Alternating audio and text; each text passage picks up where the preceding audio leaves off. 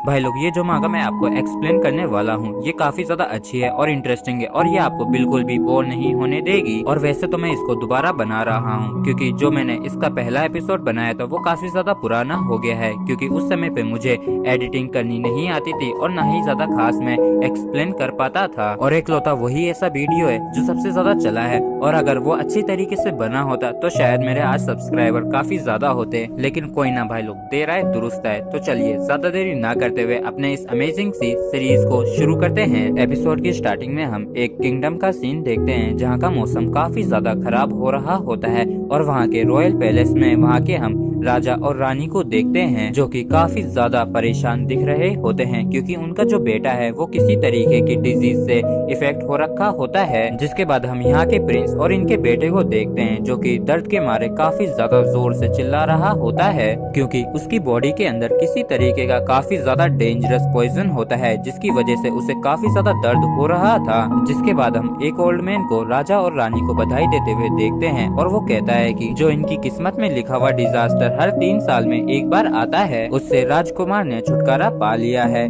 और अगले 3 सालों तक इनको कुछ भी नहीं होगा और ये सही रहेंगे। और इस ओल्ड मैन की ये बात सुन के रानी राहत भरी सांस लेती हैं और कहती हैं कि ये अच्छी बात है। जिसके बाद राजा कहते हैं कि इस उम्र के दौरान ज्यादातर बच्चे अपने 8 प्रिंसिपल्स को डेवलप कर लेते हैं, और युवान पहले ही 13 का हो गया है लेकिन इसके फिर भी 8 प्रिंसिपल डेवलप नहीं हुए हैं, और क्या आप इस बारी युवान के 8 प्रिंसिपल को ढूंढ पाए? और राजा के इस सवाल को सुनकर ये ओल्ड मैन सिर हिला के मना कर देता है, और इस चीज से राजा और रानी काफी ज्यादा परेशान होते हैं। और हम रानी को देखते हैं जो कि काफी ज्यादा बीमार दिख रही होती हैं और वो खांसी करने लगती हैं, और इनकी ऐसी हालत को देख के ओल्ड मैन काफी ज्यादा घबराते हुए कहता है कि योर हाइनेस, आप पहले ही अपने खून की एक काफी बड़ी कीमत चुका चुकी हैं जब आपने हाइनेस को नरिश किया था, और इसलिए आपको अपनी भावनाओं पे नियंत्रण रखना चाहिए। और फिर रानी राजा से लिपट कर रोते हुए कहती है कि युवान के पास सेंट ड्रैगन की लाइफ है, तो फिर क्यों उसकी जिंदगी इतनी ज्यादा मुश्किल हो रखी है? और फिर ओल्ड मैन कहता है कि हाइनेस के 8 प्रिंसिपल अभी अपीयर नहीं हुए हैं, तो 3 साल बाद वापस से इनकी जिंदगी के ऊपर खतरा आ सकता है। और इस ओल्ड मैन की इस बात को युवान भी सुन लेता है, और वो कहता है कि तो फिर इसका मतलब मेरे पास सिर्फ जीने को 3 और साल हैं। और प्रिंस को ऐसा कहता देख सभी लोग काफी ज्यादा हैरान होते हैं। और फिर युवान अपने हाथ को देख रहा होता है क्योंकि उसके हाथ पे नीले रंग के कुछ निशान से बने हुए होते हैं, और वो कहता है कि मम्मी पापा आपको इस बारी मुझे सच बताना ही होगा। और जिसके बाद हम अपने मेन कैरेक्टर को पहली बार देखते हैं, और इसी के आजू बाजू पूरी कहानी होने वाली है।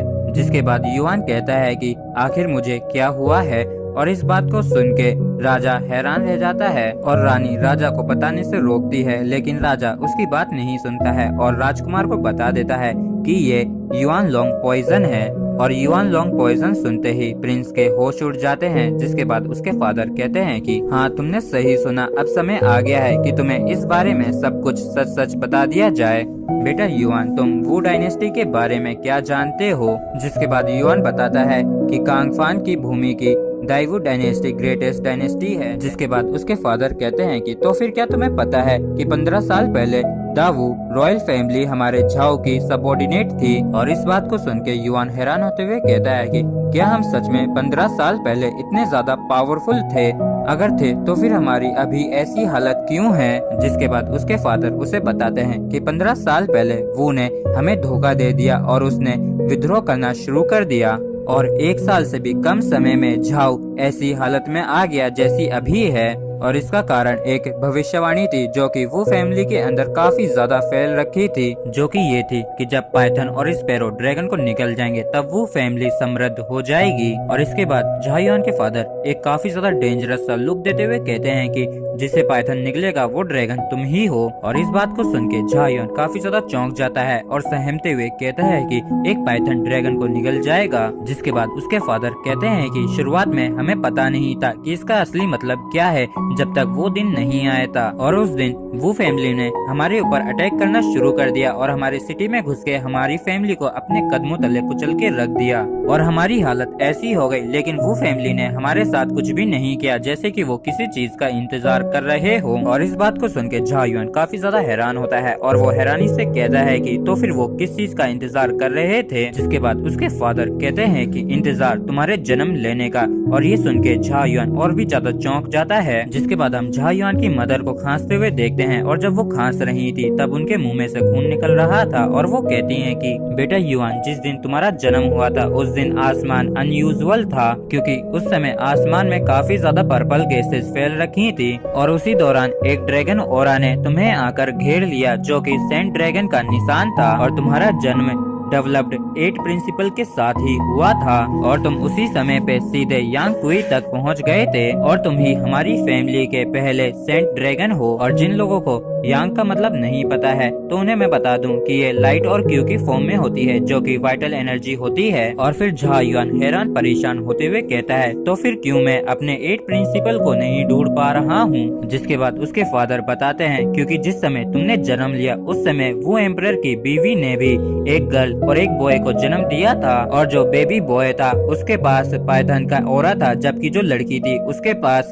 स्पैरो का ओरा था। और जो वो एम्परर की बीवी थी वो 3 सालों से प्रेग्नेंट थी और उन्होंने उसी समय पे उनको जन्म दिया था। तब कहीं जाके मुझे ये सारी कहानी समझ में आई थी और तब जाके मुझे पता चला कि लेजेंड्स ने ऐसा कहा है कि जिस किसी का भी जन्म सेम ईयर, सेम मंथ और सेम डे को होगा तब बेबी में ये एबिलिटी आ जाती है कि वो दूसरे बेबी की किस्मत और डेस्टिनी को निगल सकता है। और वो फैमिली का प्लान ना सिर्फ झाओ के ऊपर कब्जा करने का था बल्कि, और ये कहते कहते झा युआन के फादर को काफी ज्यादा गुस्सा आ जाता है और वो गुस्से से कहते हैं बल्कि उनका असली मकसद हमारे झाओ फैमिली के ड्रैगन को निकलने का था। और ये सुनते ही झा युआन के होश उड़ जाते हैं। जिसके बाद उसके फादर कहते हैं कि और जो वो इतने सालों तक शांत रहे उसका सिर्फ एक ही कारण था, वो थे तुम। और भाई लोग, इसी के साथ ड्रैगन प्रिंस युआन का ये पहला एपिसोड यहीं पे खत्म होता है। और अगर आपको इसका पहला एपिसोड अच्छा लगा है और आप चाहते हैं कि मैं इसके आगे के एपिसोड्स को भी दोबारा से एक्सप्लेन कर दूं, तो प्लीज इस चैनल को सब्सक्राइब कर दें और इसके मैं आगे के कुछ एपिसोड्स को भी डाल दूंगा दोबारा से एक्सप्लेन करके, जिससे कि आपको प्रॉब्लम नहीं होगी इसे समझने में। और भाई लोग, मैं सिर्फ इसके कुछ ही एपिसोड्स को दोबारा से एक्सप्लेन करूंगा, लेकिन आप लोग चिंता मत करिए, जैसे जैसे एपिसोड आगे बढ़ेंगे मेरी एक्सप्लेनेशन अच्छी हो जाएगी और आपको समझ में आने लगेगा। और अगर आपको ये वीडियो अच्छा लगा है तो प्लीज इस वीडियो को लाइक कर दें और कमेंट करके जरूर जाएं। और इसी के साथ फ्रेंड्स, ये एपिसोड हमारा यहीं पे खत्म होता है और अगले वीडियो तक आप लोग अपना ध्यान रखिए। टाटा, बाय बाय और थैंक यू वीडियो देखने के लिए।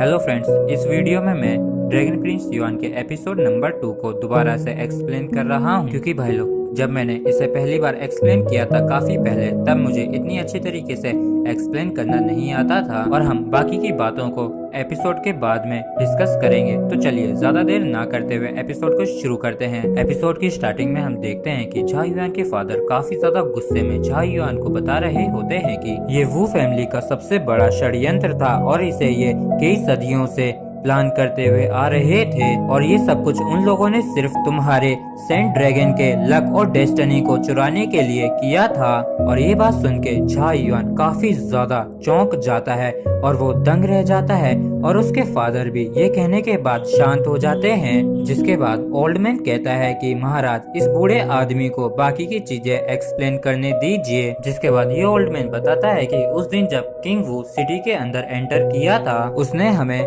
लाखों करोड़ों सिटीजन की जिंदगी की धमकी दी और उसने कहा कि आपके सेंट ड्रैगन के लक को वो ले लेगा महाराज और महारानी के सामने। और आपको प्रोटेक्ट करने के लिए महाराज ने फाइट की किंग वू से झाओ माउंटेन्स में। हालांकि चीजें बिल्कुल भी वैसी नहीं हुई जैसा कि हम चाहते थे और ना सिर्फ महाराज किंग वू के खिलाफ हारे थे बल्कि उन्होंने अपना एक हाथ भी खो दिया था। और अगर किंग वू को डर नहीं होता कि महाराज के बिना आपकी डेस्टिनी के ऊपर बुरा प्रभाव पड़ सकता है, तो शायद उसी समय किंग वू के हाथों महाराज मारे जाते और अंत में आपकी डेस्टिनी को आराम से चुराने के लिए किंग वू ने कसम खाई कि वो 1 सदी तक अटैक नहीं करेगा। और तब से लेके अब तक उसने झाओ किंगडम के ऊपर अटैक नहीं किया है। और उस समय महारानी सिर्फ अपने बेटे को उस ठंडे अलतार के अंदर काफी ज्यादा दर्द में सफर करते हुए ही देख सकती थी और उस समय वो आपकी दर्द भरी आवाज को सुन के काफी ज्यादा रो रही थी और ये बात सुनते सुनते महारानी काफी ज्यादा भावुक हो जाती हैं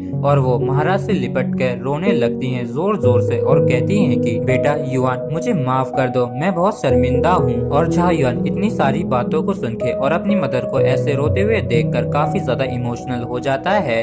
जिसके बाद ओल्ड मैन कहता है कि वो फैमिली के सामने हम काफी ज्यादा छोटे और तुच्छ लग रहे थे और उस समय हम लोग काफी ज्यादा खून में लथपथ, डरे हुए और असहाय थे और हम लोगों को वो दिन अब भी याद है जैसे कि ये कल ही हुआ था। और उस दिन पाइथन की रोने की आवाज सिटी वॉल्स पे गूंज रही थी और जब सूर्य उदय हुआ और सूरज की चमकदार किरणें जब दिखाई पड़ी तब पाइथन ने दुनिया को बदलने के लिए मौके का फायदा उठाया और उसी दौरान ड्रैगन की दर्द भरी रोने की आवाज भी वहाँ पे गूंज रही थी, जो कि धुएं के अंदर गायब होने लगी और शांति से विलुप्त हो गई। और इनके ये कहते ही यहाँ पे काफी ज्यादा शांति हो जाती है। जिसके बाद हम महाराज को देखते हैं जो कि काफी ज्यादा गुस्से में थे, जबकि महारानी काफी ज्यादा रो रही थी। और तभी महारानी खून की खांसी करने लगती है और इस चीज को देख के झा युआन काफी ज्यादा डर सा जाता है और वो चिल्लाते हुए कहता है कि मॉम, आपको क्या हुआ। जिसके बाद महाराज महारानी से कहते हैं कि किंग यू, तुम्हें ज्यादा इमोशनल नहीं होना चाहिए, जल्दी से यहाँ पे आके लेट जाओ, ये तुम्हारे ब्लड प्रेशर को स्टेबलाइज कर देंगे। और फिर ओल्ड मैन महारानी का खून निकालते हुए कहता है कि उस साल जब महारानी आपको प्रोटेक्ट करने की कोशिश कर रही थी तब इन्होंने अपना सब कुछ दांव पे लगा दिया और उस बैटल में लगभग मर ही गई थी और महारानी हर साल कमजोर होती ही जा रही है जब से आपके भाग्य को चुराया गया है और हमें महारानी के ब्लड को निकालना पड़ता है। और इन 12 सालों में इन्होंने अपनी जिंदगी के पहले ही 36 इयर्स खो दिए हैं और इनकी वाइटिलिटी भी काफी ज्यादा इंजर्ड हो गई है और वर्तमान में इनके पास 10 साल से भी कम का समय है। और ये सारी चीजों को देख के झा युआन काफी ज्यादा दुखी हो जाता है और गुस्से से दांत बीचते हुए कहता है कि तो ये सब कुछ ऐसा है, उस किंगू ने इतने गिरे हुए पेत्रों को यूज किया है। और झा युआन जैसे ही अपनी मदर के बारे में सोचता है उसे काफी ज्यादा गुस्सा आ जाता है और वो अपने बेड को जोर से पकड़ते हुए कहता है कि लेकिन तुम लोगों ने एक ऐसी चीज कर दी है जिसे मैं कभी माफ नहीं कर सकता हूँ और वो ये है कि तुम लोगों ने मेरी मदर को नुकसान पहुंचाने की हिम्मत की है। जिसके बाद हम झा युआन को देखते हैं जिसे काफी ज्यादा गुस्सा आ रहा होता है और वो कहता है कि वो फैमिली, मैं एक भी चीज को इतनी आसानी से नहीं जाने दूंगा। और फिर झा युआन शांत होते हुए अपने फादर से मदर की बॉडी के बारे में पूछता है तो उसके फादर बताते हैं कि बिल्कुल एक तरीके का ट्रेजर है जिसकी मदद से जिंदगी को लंबा किया जा सकता है, लेकिन उसे ऑब्टेन करना काफी ज्यादा मुश्किल है और हमारा झाओ पहले जैसा बिल्कुल भी नहीं रहा है।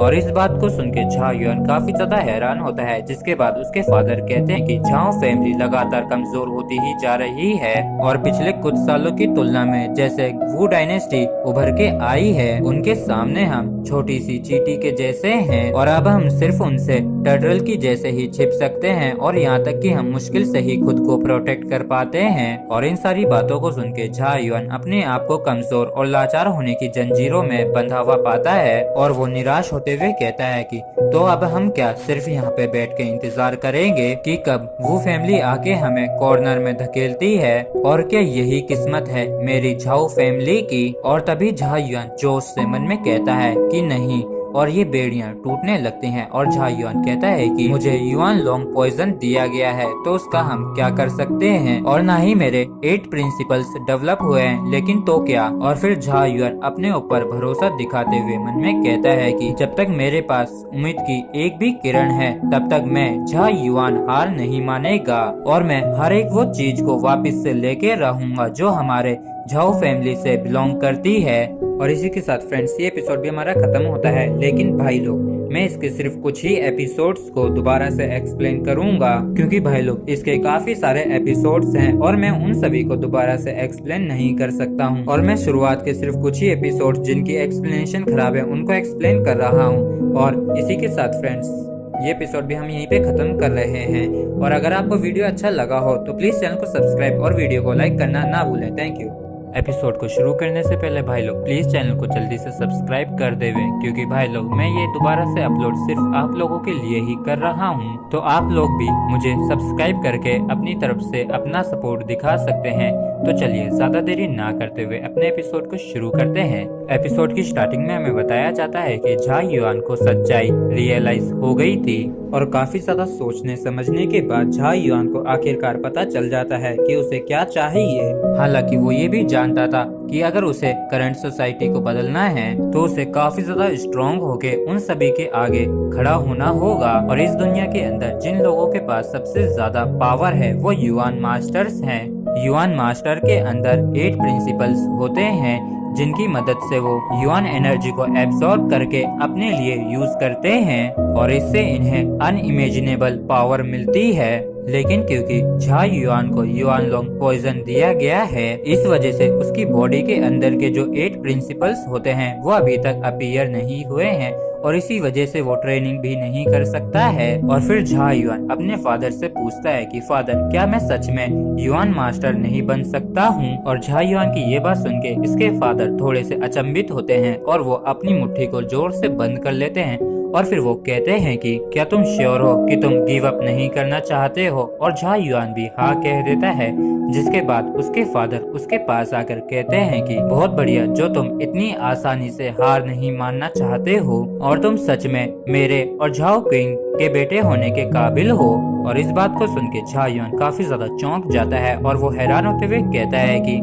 इसका मतलब कि फादर आपके पास कोई रास्ता है? और इस पर इसके फादर भी हाँ कह देते हैं और फिर वो कहते हैं कि लेकिन तुम इतनी जल्दी इतनी ज्यादा उम्मीदें मत लगाओ, क्योंकि यहाँ तक कि मैं भी श्योर नहीं हूँ कि इसका कोई असर भी होगा या नहीं। और फिर झा युआन कहता है कि सच में? तो वो कौन सा तरीका है? जिसके बाद उसके फादर कहते हैं कि तुम बस मेरे साथ रिचुअल के लिए 3 दिन बाद चलना, हालांकि इसकी भी एक कंडीशन है। और झा युआन कंडीशन को सुन के चौंक जाता है और वो कहता है कि वो क्या है। और फिर इसके फादर कहते हैं कि इसका असर कोई हो या ना हो, लेकिन तुम किसी भी कीमत पर युआन लिटरेचर को स्टडी करना नहीं छोड़ोगे, क्योंकि जब तुम लिटरेचर को एक सर्टेन पॉइंट तक ट्रेन कर लोगे तब तुम शायद अपनी बॉडी के अंदर जो युआन लॉन्ग पॉइजन है उससे छुटकारा पा पाओ। और फिर हमें बताया जाता है कि जब झा युआन के 8 प्रिंसिपल अपीयर नहीं हुए थे तब झा युआन युआन लिटरेचर की तरीके से लर्न कर रहा था।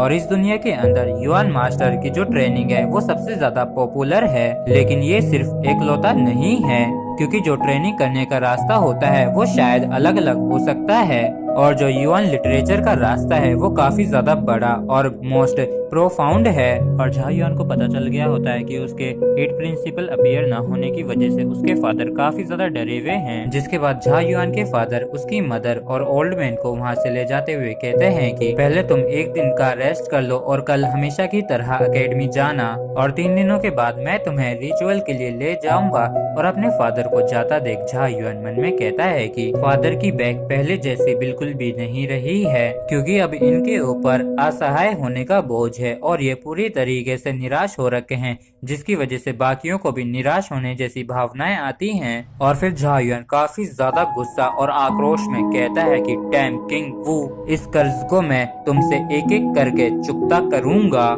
जिसके बाद हमें अगले दिन झाओ अकेडमी का सीन दिखाया जाता है और यहाँ की ये झाओ अकेडमी नंबर 1 अकेडमी है। यहाँ तक कि अगर आप आम आदमी हैं लेकिन आप लोगों के पास टैलेंट है तो आप लोग इसके अंदर अपना नाम दर्ज करवा सकते हैं और आप अपने स्टेटस और सोसाइटी के अंदर रेपुटेशन की चिंता करे बिना यहाँ पे स्टडी कर सकते हैं। जिसके बाद हम एक टीचर को देखते हैं जो कि बच्चों को लेक्चर देते हुए कहते हैं कि युआन इम्प्रिंट ब्रश सबसे इम्पोर्टेंट टूल है युआन इम्प्रिंट्स बनाने के लिए और ड्रॉ करने के लिए सोल को यूज किया जाता है। और जो तुम्हारे पेन की टिप होती है वो डायरेक्ट इम्प्रिंट का स्केच बनाने लगती है और हर एक स्ट्रोक और लाइन के लिए तुम लोगों को अपनी सोल को इंक की तरह यूज करना होगा।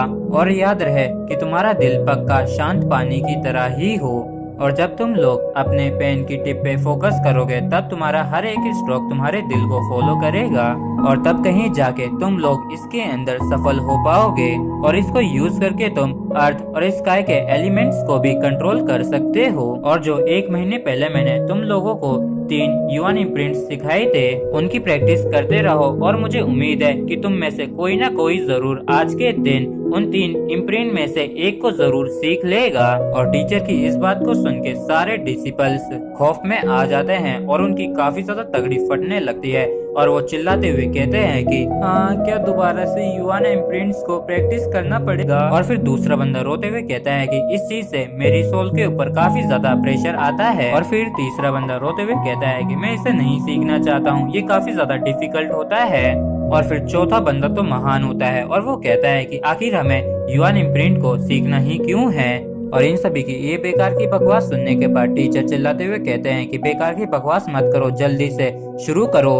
और ये लोग ना चाहते हुए भी इस चीज को सीख रहे होते हैं। और यहाँ पे सिर्फ झा युआन ही एकलौता ऐसा होता है जो खुद से यहाँ पे खुशी से सीख रहा होता है। जिसके बाद हम देखते हैं कि झा युआन अपने दिल और सोल के ऊपर फोकस करता है तो उसके फोरहेड के ऊपर थोड़ी थोड़ी सी लाइट ग्लो करने लगती है। और एक बार भी रुके बिना झा युआन की जो पेन की टिप होती है वो बहते पानी की तरह चल रही होती है। और इसके हाथ में जो ब्रश होता है उसके नीचे युआन इम्प्रिंट्स के एक के बाद एक करके स्ट्रोक्स एक साथ ज्वाइन होना शुरू हो गए थे, और वो भी बहते पानी और बहते बादलों की सुंदरता के जैसे। और झा युआन ज्यादातर अपना समय युआन इम्प्रिंट्स को ही प्रैक्टिस करने में स्पेंड करता है, क्योंकि इसके 8 प्रिंसिपल में से एक भी अपीयर नहीं हुआ था। और इसी वजह से युआन इम्प्रिंट्स के अंदर जो इसका लेवल होता है वो बाकियों से काफी ज्यादा हाई होता है। और सबसे खास बात कि इसकी सोल डैमेज नहीं हुई थी उस मिस फॉर्च्यून के द्वारा, और इसी वजह से इसकी सोल ऑर्डिनरी पीपल को सरपास कर चुकी थी। और झा युआन को एकदम परफेक्टली युआन इम्प्रिंट बनाते देख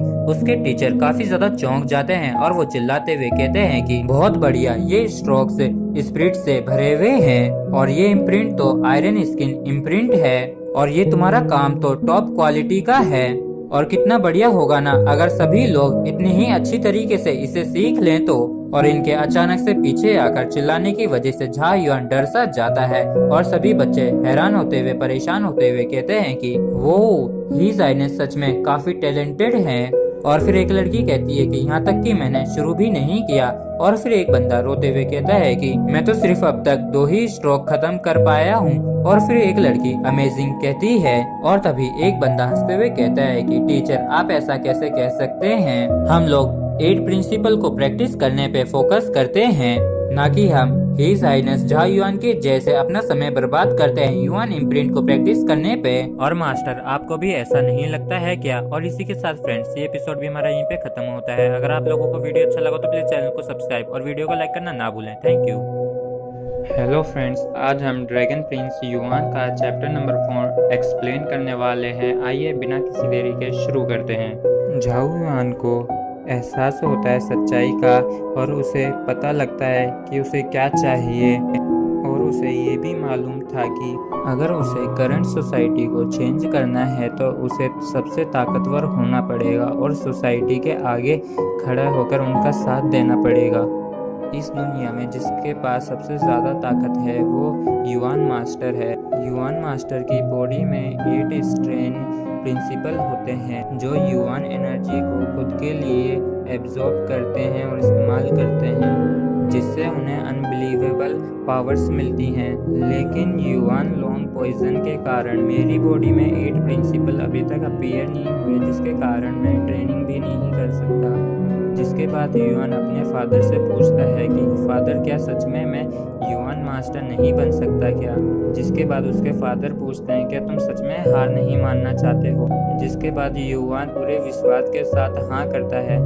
जिसके बाद उसके फादर कहते हैं बहुत अच्छे बेटा, इतनी आसानी से हार ना मानने के लिए आखिर तुम मेरे ही बेटे हो, ये तुम्हारा पिता तुम्हारे को पूरा सपोर्ट करेगा। जिसके बाद झाओ युआन सरप्राइज वाला इम्प्रेशन देते हुए पूछता है पिताजी तो आपको तरीका पता है? जिसके बाद उसका फादर कहता है कि हाँ, लेकिन तुम ज़्यादा खुश मत हो क्योंकि यहाँ तक मुझे भी विश्वास नहीं है कि इसका कोई असर होगा। जिसके बाद युआन पूछता है कि वो कौन सा तरीका है। जिसके बाद उसके फादर कहते हैं कि मेरे साथ तुम 3 दिन बाद रिचुअल करने चलना, लेकिन एक कंडीशन है। जिसको सुन के झाओ युआन चौंक जाता है और पूछता है कि कौन सी कंडीशन। जिसके बाद झाओ युआन के फादर कंडीशन बताते हुए कहते हैं कि उसका कोई असर हो ना हो, लेकिन तुम्हें हार नहीं माननी है और युआन लिटरेचर को पढ़ना होगा। और जब तुम युआन लिटरेचर को एक सर्टेन पॉइंट पर ट्रेन कर लोगे तो शायद तुम्हारे अंदर वो जो युआन डोंग पॉइजन है तो शायद वो गायब हो जाए तुम्हारी बॉडी में से। इसके बाद झाओ युआन को एक कमरे में कुछ लिखते हुए बताते हैं कि झाओ युआन लिटरेचर से तब तक पढ़ेगा जब तक उसकी बॉडी में 8 प्रिंसिपल अपीयर नहीं हो जाते। जिसके बाद झाओ युआन मन में रहा होता है कि इस दुनिया में युआन मास्टर की ट्रेनिंग बहुत ज़्यादा पॉपुलर है, लेकिन ये अकेली नहीं है। ट्रेनिंग करने के लिए बहुत से रास्ते होते हैं, लेकिन युआन लिटरेचर का तरीका बेहद ही असरदार है। युआन अच्छे से जानता था कि उसके 8 प्रिंसिपल अपीयर ना होने के कारण उसके पिताजी बेहद ही डरे हुए हैं। इसी के साथ हमारा एपिसोड नंबर 4 ख़त्म होता है। अगर आपको वीडियो अच्छा लगा हो तो प्लीज़ लाइक करें, शेयर करें और सब्सक्राइब करना ना भूलें। Thank you.